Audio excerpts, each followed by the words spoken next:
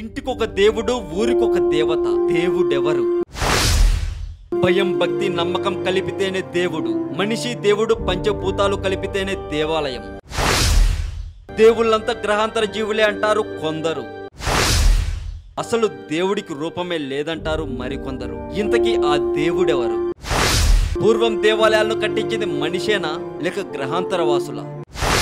దేవుడి కోసమే కట్టించే దేవాలయంలో దేవుడు ఉంటాడా? నైవేద్యంగా పెట్టే పండ్లు పలహారాలు తింటాడా? మనసులో మాత్రమే మెదిలే ప్రతి ప్రశ్నకి సమాధానం ఒక్క టెంపుల్ రహస్యాలు ఛానల్లోనే చూడండి. మిస్ అవ్వకండి.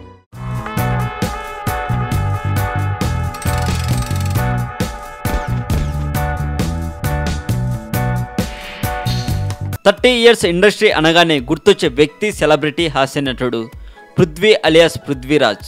ఆయనపై భార్య పెట్టిన కేసులో విజయవాడ న్యాయస్థానం ఇచ్చిన తీర్పుతో పృథ్వీ గారు షాక్ అయ్యారు అని చెప్పచ్చు.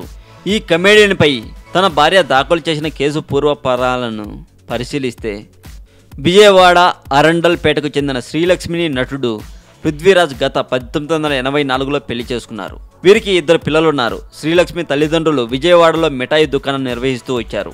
ఆమె తండ్రి చనిపోవడంతో శ్రీలక్ష్మి నిర్వహిస్తూ వచ్చిన దుకాణంలో పృథ్వీరాజ్ కూడా కొంతకాలం పనిచేశారు. ఆ సమయంలోనే నటనపై ఆసక్తితో తరచూ చెన్నై వెళ్లేవారు పృథ్వీరాజ్. క్రమేణా సినీ రంగంలో రాణించడంతో కాపురం హైదరాబాద్కు మారింది.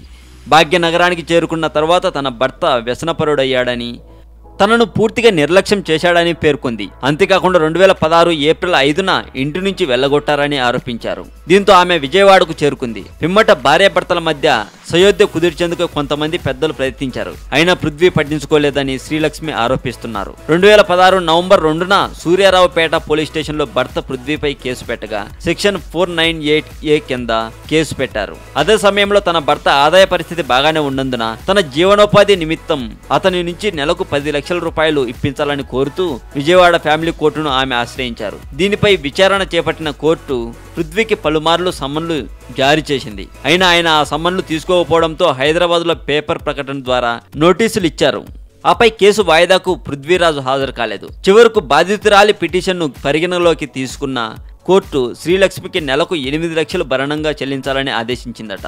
ఈ తీర్పుతో పృథ్వీరాజ్కి ఆర్థిక కష్టాలు తప్పేలా లేవు అంటూ పలు ప్రైవేట్ వెబ్సైట్ వాళ్ళు వ్రాస్తున్నారండి.